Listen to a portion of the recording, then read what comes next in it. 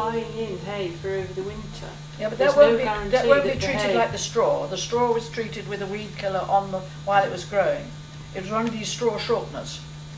Yes, it's a growth retardant. Yes, it's a growth retardant, and that's the problem, you see. But the horses are only eating good food, aren't they? It doesn't hurt grass. The manure is okay. It's a weed killer for other things than grass, isn't it? So, is it as well? Once it's in your soil. Yes. You could put that soil on grass, and it wouldn't affect the grass. That's right. Yeah. I'm always very cautious about introducing anything from outside into my garden, and I tend, in the kitchen garden, well, in any of it really, and I do err on the side of caution, and I accept that I might have lower yields as a result of it. I do a lot of compost. I make an awful lot of compost, and last year I did resort to some pelleted chicken manure, which I felt very ambivalent about. Wasn't entirely happy about using that, because I just felt that they've got very hungry soil as well. I did feel that I needed to do something to just sort of add to the fertility slightly, as well as all the comfrey and the other things that I can do from within the garden. But I'm thinking of getting chickens, actually. I think chickens are probably the answer. What's wrong with the pellets then? Well, you don't know what the animals have been fed. Well, you can buy organic ones, surely that says that they're from organic chickens, doesn't it? Well, perhaps I'm just inherently a suspicious person.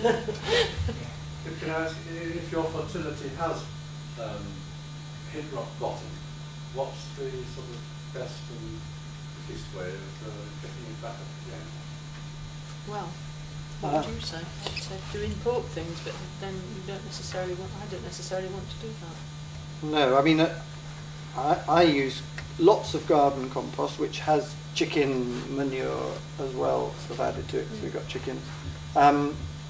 I do use farmyard manure, and I know where it comes from. I use seaweed meal, and I use rock dust.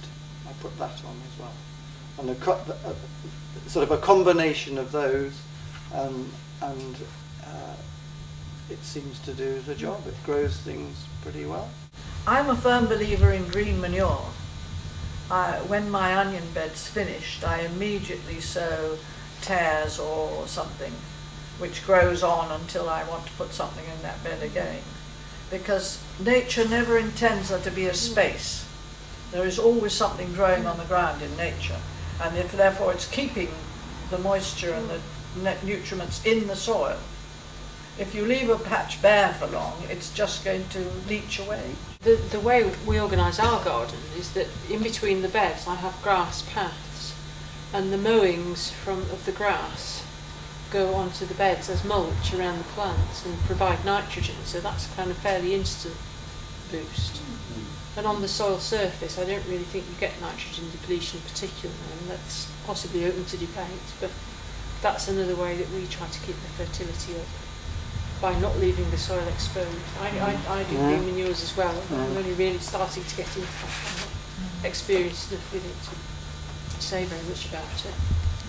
But certainly the mulching with the grass, the vast volume of grass clippings that we produce seems to be a reasonable way of doing it. All plants? Well, not absolutely everything. Not round a lettuce, for example. No, I have. Yeah, I have. Actually, if they get big enough. But these days, I'm doing cut and come again lettuce, or just picking the outer leaves and leaving them small. So you can't really do it there because they do get slightly lost. Around most things, you can. Yes, yes. And your carrot, very good because it keeps the carrot root. Yes. Yeah. I only do late. I don't do early carrots. I only grow late carrots. So usually I just let them form their own. But it's there. Yeah. It's free. You might as well use it. Yeah. Isn't it?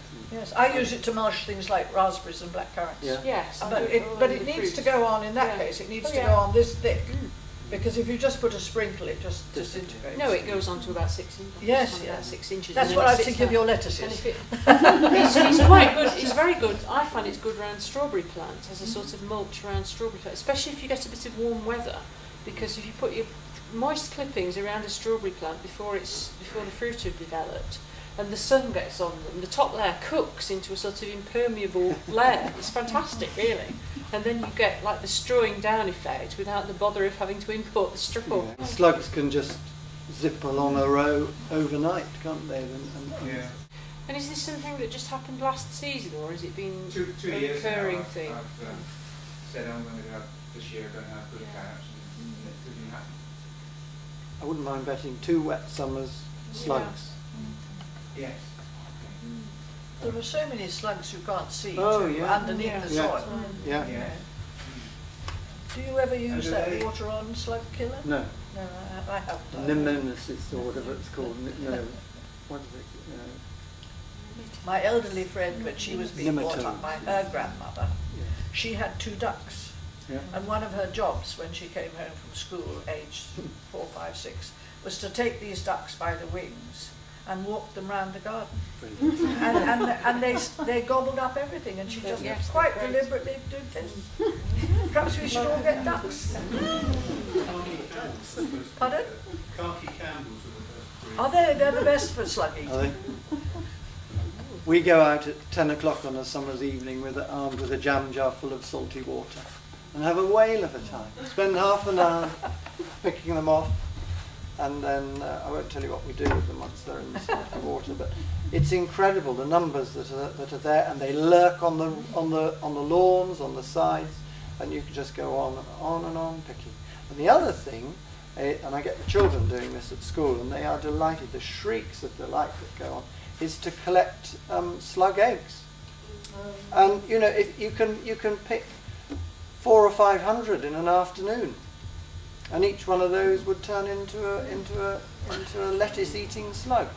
And they're tiny little white, sort of tiny little white balls. Yeah, yeah. And there's even more shrieks when they see the slugs laying the eggs and things. We have hordes of these things in a container, and they're chucked into the chickens, and the day's work is done.